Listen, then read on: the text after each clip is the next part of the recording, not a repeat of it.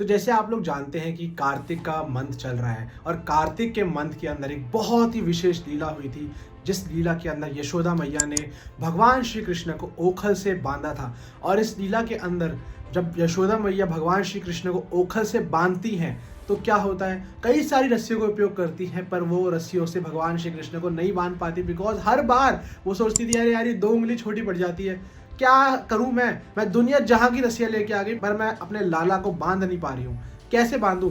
तो आखिर में जाके ना वो प्रार्थना करती है, हे प्रभु आप तो सब जानते हैं, कृपया करके मेरी सहायता करें।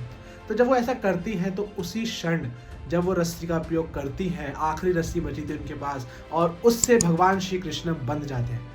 तो moral of the story is कि ये जो 2 उंगली छोटी रस्सी पड़ रही थी, इसके पीछे क्या सिग्निफिकेंस है, व्हाट इज द सिग्निफिकेंस। तो इसके ऊपर जीव गोस्वामी बताते हैं कि 2 उंगली सिग्निफाई करती हैं एफर्ट्स एंड प्रेयर्स को।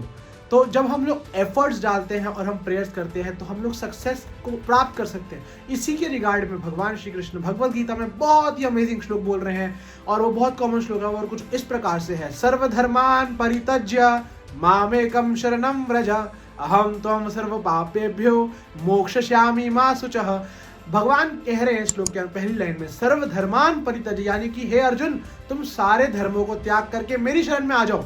तो पहली लाइन में बोल रहे हैं सारे धर्मों का त्याग करना, तो ये है हमारे लिए एफर्ट, एंड मेरी शरण में आ जाओ ये है हमारे लिए प्रेयर। और थर्ड लाइन में बता रहे हैं अहम त्वं सर्व पापेभ्यो, यानी कि मैं तुम्हें सभी पापों से मुक्त कर दूंगा। तो ये है हमारा रिवॉर्ड जब हम लोग भगवान श्री कृष्ण के लिए प्रयास करेंगे, साथ में हम लोग प्रार्थना करेंगे, तब जाके हम लोग सक्सेस को प्राप्त कर सकते हैं। तो आज की कार्तिक की मोटिवेशन यही है कि हम जो भी वॉव्स कर रहे हैं उसके लिए हमारे को अपने एफर्ट्स तो डालने ही डालने हैं, साथ ही साथ बहुत इंपॉर्टेंट है हमें भगवान से प्रार्थना करनी है, तभी जाके हम लोग सक्सेस को प्राप्त कर पाएंगे। सो आई होप आप समझ गए होंगे इस चीज को। मिलते हैं और अगली बहुत अमेजिंग मोटिवेशन के साथ कल।